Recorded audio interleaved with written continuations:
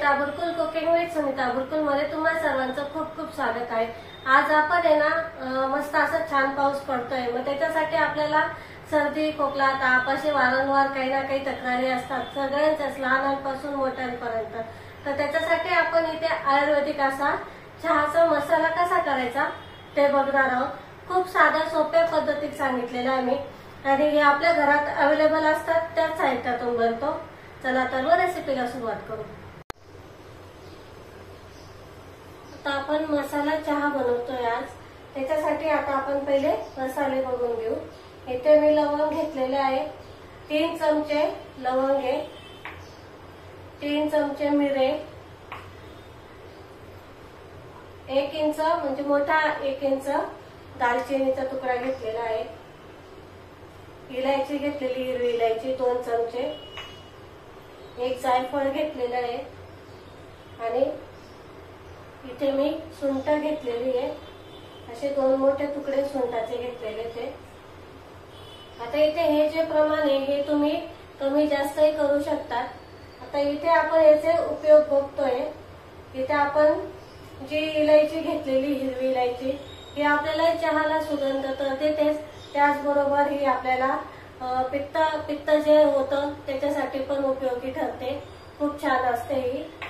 आणि लवंग आणि मिरे हे आपल्याला आपला सुका खोकला असतो त्यावेळेस आपल्याला हे कामात येतं। सुंठ आणि जायफळ हे आपल्याला ओला खोकला म्हणजे सर्दी झाल्यावर उपयुक्त येतं, खूप छान असतं। हे सगळेच आपण जे मसाले घेतले ते आपल्याला उपयोगाचे खूप, म्हणजे आता पावसाळा चालू झालेला आहे, मग असं सर्दी खोकला ताप येतं त्यावेळेस हे आपल्याला हा मसाला खूप उपयोगाचा असतो, आणि सगळ्यांना चहामध्ये पण दिला ना चांगला असतो हा। आता आपण चहा कसा करायचा याचा हे आपल्याला पहिले मसाला तयार करून घ्यायचा आहे ते बघू। आता आपण मसाले भाजून घेऊ। पहिले इथे लवंग टाकते मी, मंद आचेवरच भाजून घ्यायचे आपल्याला। हे छान असे जास्त भाजायचे नाही, फक्त त्याच्यातला ओलसरपणा गेला पाहिजे असे करायचे। ही पद्धत जर नाही केली तुम्ही तर मसाला आपला जास्त दिवस टिकणार नाही, म्हणून मग ही प्रोसेस करणं खूप गरजेची आहे। इथे मी लवंग मिरे दालचिनी टाकून घेतली आहे, त्याचबरोबर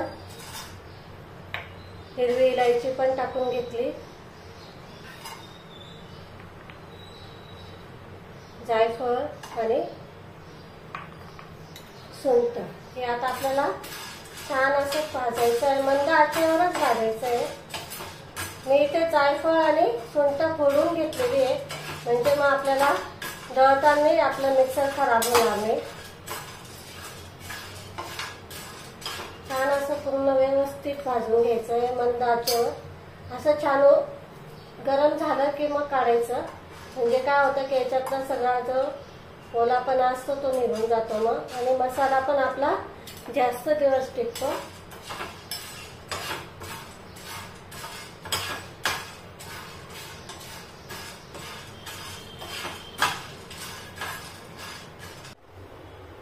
बघा इथं आपला मसाला असा छान मस्त भाजलेला आहे, खूप छान सुगंध येतोय, मस्त एकदम छान असा सगळा घरभर पसरलेला आहे।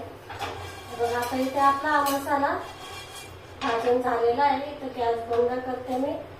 एका प्लेट मध्ये काढून घ्यायचा, आणि आता आपल्याला पूर्ण थंड करून घ्यायचा आहे।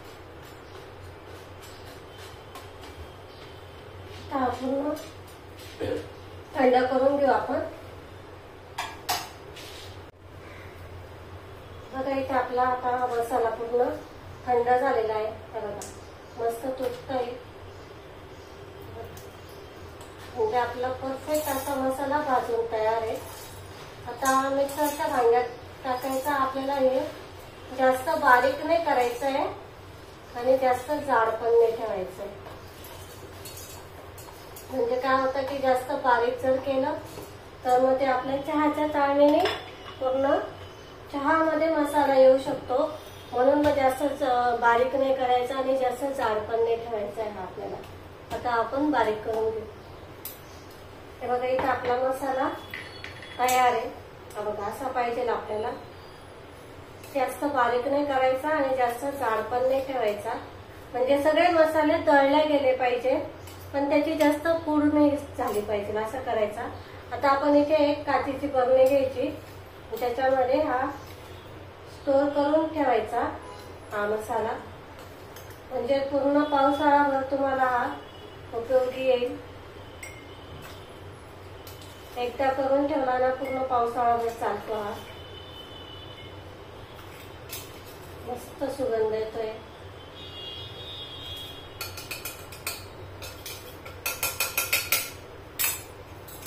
आपला मसाला तयार झालेला आहे। आता हा मसाला वापरून आपण चहा कसा तयार करायचा ते बघणार आहोत। तर इथे मी गॅस चालू करते।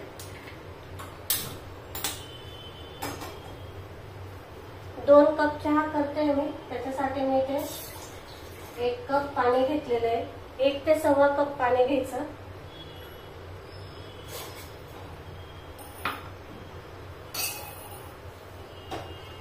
छान उकळी येऊ द्यायची पाण्याला पहिले।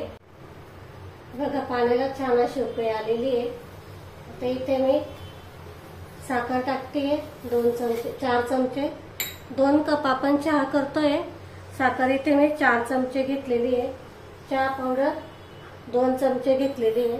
आता हे छान उकळू द्यायचं आपल्याला।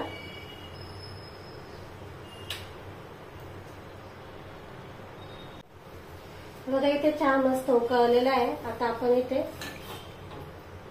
कपभर दूध टाकायचं, पुन्हा उकळू द्यायचं छान। बघा आता इथे आपला चहा उकळलेला आहे। आता आपण इथे असा चमचा घ्यायचा, जो आपण पोहे खातो तो चमचा घ्यायचा आणि त्याच्याने 1 चमचा भरून मसाला टाकायचा।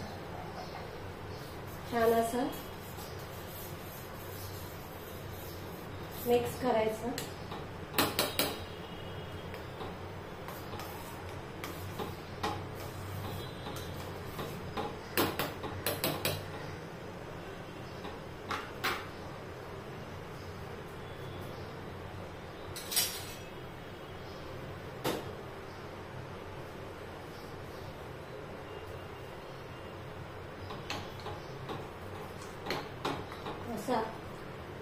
असा वर खाली जर केला ना, याचं कारण माहितीये का तुम्हाला? आपण ज्या वेळेस टपरीवर किंवा हॉटेलमध्ये असा चहा घ्यायला जातो तर ते लोक असा चहा करतात। त्याचं कारण असं की या असं केल्याने आपल्याला जी ऍसिडिटी होती चहामुळे ती होत नाही।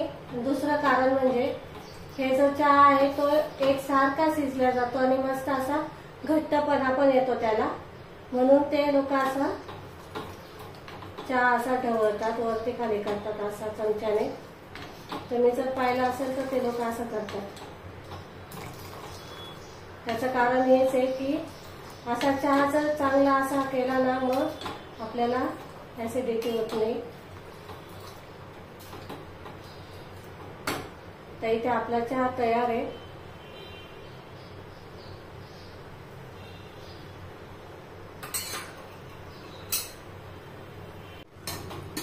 बघा आपला चहा तयार झालेला आहे। इथं मी चाळणीने चाळून घेते कपामध्ये।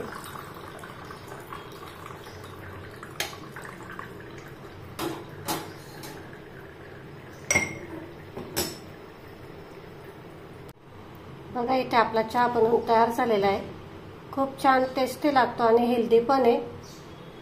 या पावसाळ्यात नक्की करून बघा तुम्ही हा मसाला, तुम्हाला नक्की आवडेल। बघा इथे आपला चहा बनवून तयार आहे।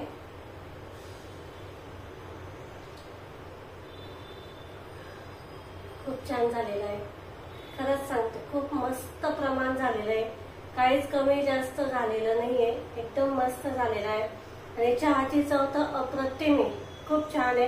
आणि आपल्याला घशाला जे असं थोडं खवखव सारखं वाटतं ना ते पण बरं वाटतं हा चहा पिल्याने। खूप छान टेस्टी लागतोय, नक्की करून बघा।